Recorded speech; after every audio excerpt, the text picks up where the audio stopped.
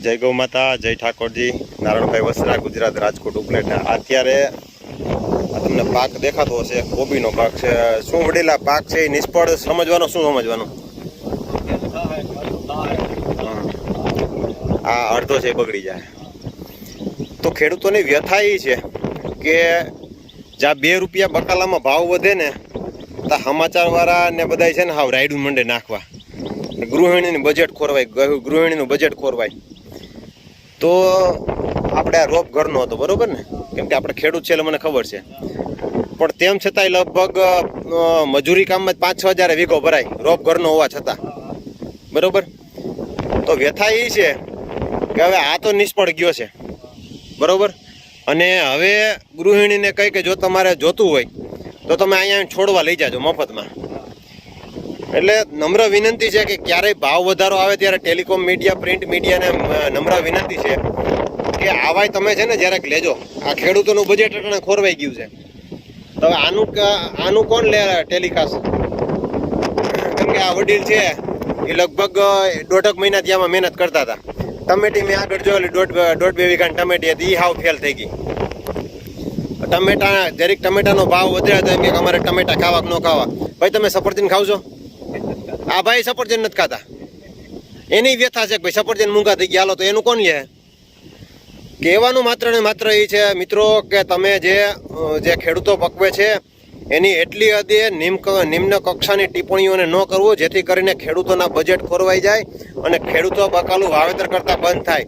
બહારથી જ્યારે ઇમ્પોર્ટ કરશો ને ત્યારે એ વસ્તુ કેટલી મૂકી પડશે, ત્યારે કોઈ પ્રિન્ટ મીડિયા, ટેલિકોમ મીડિયા કોઈ પણ એનું ટેલિકાસ્ટ નહીં કરે કે આ 200 રૂપિયાની કિલો આવી કે 300 રૂપિયાની કિલો આવી। અત્યારે જ્યારે આપણા દેશમાં આવા અન્નદાતાઓ પકવે છે અને આવું જ્યારે એનો પાક નિષ્ફળ થાય ત્યારે એની કોઈ માઇક લઈને 0 ગ્રાઉન્ડ ઉપર કોઈ નથી જતું। તો મિત્રો બંને એટલો આ વિડીયો શેર કરજો। તમે અમારા ફેસબુક પેજ ઉપર જોતા હોય, તમે અમારા યુટ્યુબ ચેનલ ઉપર જોતા હોય, ગમે ને જોતા હોય ત્યાં તમે આ વિડીયોને ખાસ કરીને શેર કરજો। કેમ કે અત્યારે ઓલ ઓવર ગુજરાતમાં વરસાદ છે, એના કારણે થઈને આ અત્યારે એનો કોબીજનો પાક છે અને ટમેટીનો પાક છે એ ફેલ થયો છે। તો આજે તમે કેટલા મહિના ત્યાં વડીલ તમે મહેનત કરતા હતા? પેલા રોપ તૈયાર કર્યો હોય છે, હા, સાઈટો હાથે નાખ્યો, નાના બાળકની કોઈને ઉજેરો 4-6 પાંદે થયો, એ પછી ફેરવો, હા, નિંદામણ ખોદામણ દવા આ તે બીજું ત્રીજું બધું, હા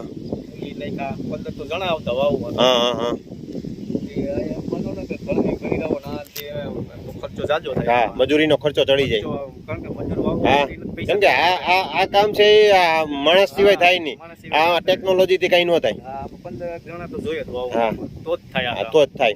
અને મજૂરી મૂંઘી અત્યારે, હા, બપોર 4 કલાકની મજૂરી 250 રૂપિયા। જો કોઈને કમાવાની તક છે, કોઈને કમાવું હોય તો આવતા રહેજો મારા ભાઈ, ખેડૂતના ખેતરે હો, બહુ મજાની તક છે, કોઈને રોજગાર ન મળતું હોય, હા। એટલે તમે ખેડૂતની વ્યથા તમે સાંભળી છે। પેલા રોપ તૈયાર કર્યો, ઉપરની સાઈડ છે ને ત્યાં તમને આપણે ટમેટી બતાવી હતી, જ્યાં ઉપરની સાઈડ છે ને ત્યાં ટમેટી બતાવી હતી, ટમેટી ફેલ થઈ ગઈ હાવ, અહીંયા કોબીનો પ્લોટ ફેલ થઈ ગયો।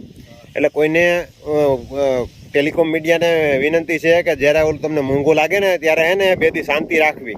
ખેડૂતોને 5 પૈસા મળતા હોય ત્યારે પરબારા સીધા રાયડું મંડો પાડવા કે આ કેમ ખાઈ શકશે, આ ભાઈ કે તમે સફરજન નથી ખાઈ શકતા, અમે કાજુ બદામ નથી ખાઈ શકતા, કેમ એના વિશે તમે નથી લેતા? એટલે ખાસ બને એટલો વિડીયો શેર કરજો, ખેડૂતોની વ્યથા છે એના માટે થઈને। જય ગૌ માતા।